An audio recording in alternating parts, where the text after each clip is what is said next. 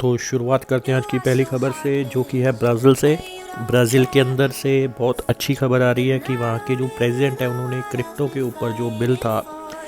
काफ़ी टाइम से सदन के अंदर था, वो पास कर दिया गया है।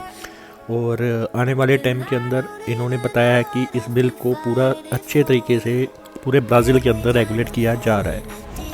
और यहाँ पे न्यूज़ में हम लोग पढ़ सकते हैं कि फिर इस बिल को आगे भेज दिया गया है और सभी एक्सचेंजेस को इसका पालन करने के लिए जो भी इसके जो रूल्स बनाए गए हैं उसके लिए 180 दिन का समय दिया गया है, ताकि 180 दिन के अंदर अंदर जो भी एक्सचेंजेस हैं वो अपने अपने इसके बिहाफ के ऊपर काम कर सकें।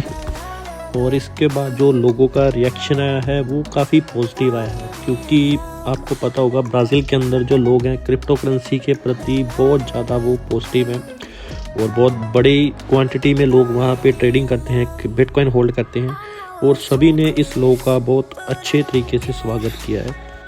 तो बाकी देखते हैं आने वाले टाइम के अंदर बाकी कंट्रियाँ भी कैसे इसको रेगुलेशन को अपनी कंट्रीज़ के अंदर लेके आ रहे हैं। और सबसे अच्छी बात यह है कि इंडिया के अंदर जो है वो इस बार की जो प्रेसिडेंसी है G20 नेशंस की, वो इंडिया को मिली है। और इसमें सबसे बड़ी बात यही हो रही है कि इंडिया में भी इस चीज़ को लेके काफ़ी अच्छे संकेत मिल रहे हैं कि उसमें काफ़ी अच्छी रेगुलेशन आ सकती है, क्योंकि इसके अंदर जो भी रूल्स बनेंगे वो सभी देशों के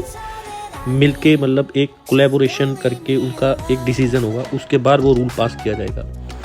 और दूसरी बड़ी खबर आ रही है इटली से, जहाँ पे वहाँ की एजेंसियों ने कुछ लोगों को पकड़ा है जो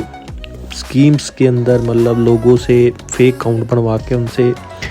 बहुत सारे पैसे ठग रहे थे क्रिप्टो के बहाने में, क्योंकि आजकल के टाइम में ट्रेंडिंग में है क्रिप्टो, तो बहुत सारे लोग उसके अंदर इन्वेस्ट करना चाह रहे हैं।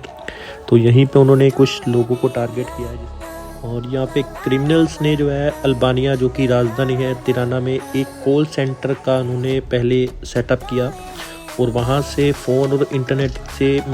डुप्लीकेट नंबरों से उन्होंने लोगों को VPN के थ्रू कॉल किया और एक वेबसाइट के थ्रू उनसे उनके खाते खुलवाए। और इसके बाद उन्होंने लोगों से बहुत सारे पैसे ठगे हैं, और जिसमें से अभी तक जो उनके पास से जो प्रॉपर्टी मिली है, जो भी उनसे अमाउंट मिली है, वो ऑलमोस्ट $3.2 मिलियन मिले हैं, जो कि अपने में बहुत बड़ी अमाउंट है। और अभी जो प्रेडिक्शंस हैं उनकी जो एस्टीमेट है उसके हिसाब से ऑलमोस्ट $16 मिलियन का अभी टोटल जो फ्रॉड है इन लोगों के साथ किया है। उन्होंने लोगों से एक तरह का उनको बताया कि एक तरह का ये ट्रेडिंग प्लेटफॉर्म है जिसके अंदर उनको कोई भी नुकसान नहीं होगा, जीरो जोखिम से उनका वो अकाउंट खुल जाएगा। और उसके बाद उनसे लोगों से पैसे लिए, और इसके अलावा उन्होंने कुछ ऐसा रिमोट कंट्रोल सॉफ्टवेयर भी यूज़ किया जिसके द्वारा वो लोगों के बैंक अकाउंट तक उन्होंने पहुंचने की कोशिश किया। ये भी खबरें इसके बीच में से निकली हैं। और जब लोगों को शक हुआ, लोगों ने कंप्लेंट किया, फिर उसके बाद 13 से 15 दिसंबर के बीच में ये ऑपरेशन चलाया गया था, जिसके अंदर उनके गिरफ्तारी के वारंट जारी किए गए थे। और उसके बाद पुलिस ने अल्बानिया में 13 डेस्टिनेशन की तलाश की जहाँ पे उनको अंदेशा था कि जहाँ पे हैकर्स हो सकते हैं। और उसके बाद वहाँ से उन्होंने कंप्यूटर सर्वर और वीडियो रिकॉर्डर सहित 160 से अधिक इलेक्ट्रॉनिक्स उनके जो डिवाइसेस हैं वो जब्त किए हैं। और इस चीज़ से आप अंदाज़ा लगा सकते हो कि आज की डेट में अवेयरनेस क्यों जरूरी है। लोग क्रिप्टो के अंदर आना तो चाहते हैं, बट कहीं ना कहीं कम इन्फॉर्मेशन होने की वजह से वो ऐसे ट्रैप्स में फंस जाते हैं, जिसकी वजह से वो अपना कहीं ना कहीं नुकसान कर लेते हैं। तो कोशिश ये कीजिए कि जितना हो सके अपने आप पे टाइम दीजिए, अपने आप को उस चीज़ की स्टडी कीजिए अपने लेवल पे, और फिर ताकि आपको इन फ्यूचर कभी ऐसा कभी देखने को ना मिले। उसके बाद अगली खबर आ रही है इंडिया से, जहाँ पे कि जो RBI के गवर्नर है शक्तिकांत दास जी, इन्होंने बताया है कि आने वाले टाइम के अंदर क्रिप्टो करेंसी जो है बहुत बड़ा इम्पैक्ट डालने वाली है, और जिसकी वजह से मार्केट के अंदर बहुत बड़ा एक क्राइसिस हो सकते हैं, फाइनेंशियल क्राइसिस हो सकते हैं। तो और इसी के अल्टरनेटिव में इंडियन गवर्नमेंट जो है, जो अपनी CBDC लेके आई थी, सेंट्रल बैंक डिजिटल करेंसी,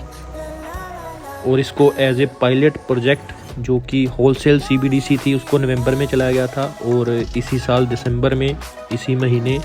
1 तारीख को उसका रिटेल का जो है पायलट प्रोजेक्ट वो भी स्टार्ट कर दिया। और उन्होंने सीधा बताया कि जो काम क्रिप्टो करेंसी कर सकती है वो सारे के सारे काम हम CBDC के थ्रू कर पाएंगे। और अगले साल जो प्रेसिडेंसी है G20 नेशंस की वो इंडिया के पास है, तो कहीं ना कहीं उसके लिए प्रेशर बनाने के लिए ये सब स्टेटमेंट्स दी जा रही है ताकि कहीं ना कहीं क्रिप्टो के ऊपर बैन किया जाए। बट आपको भी पता है कि ये बहुत ही मुश्किल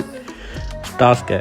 क्योंकि कोई भी कंट्री अपना इंडिविजुअल डिसीज़न नहीं ले सकती और इसके ऊपर रेगुलेशन बनानी पड़ेंगी, जो कि निर्मला सीतारमण जी ने पहले ही बताया था हमें।